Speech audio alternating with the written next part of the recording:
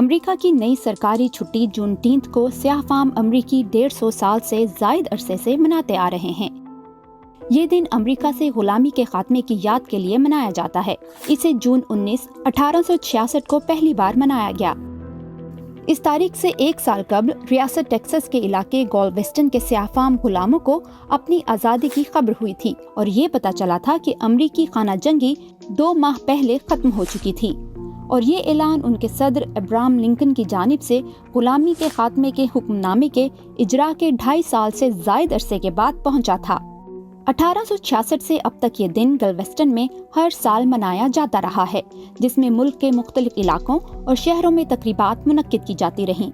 اس چھٹی کا نام جون کے مہینے اور 19 تاریخ کو ملا کر بنایا گیا۔ اس تاریخ کو جوبلی ڈے، غلامی سے چھٹکارے اور آزادی کا دن بھی کہا جاتا ہے۔ اسے رشتہ داروں کو اکٹھا کر کے پریڈز اور تقریبات منعقد کر کے منایا جاتا ہے۔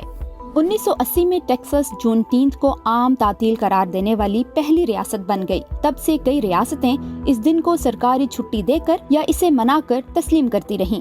2020 میں جارج فلوئڈ اور ایک اور سیاہ فام کی پولیس حراست میں ہلاکت پر ہونے والے مظاہروں کے بعد اس دن کی اہمیت بڑھ کر سامنے آئی۔ 2021 میں جون 13 کو کانگریس سے پاس ہونے اور صدر بائیڈن کے دستخط کے بعد امریکہ کی 11ویں سرکاری چھٹی قرار دے دیا گیا۔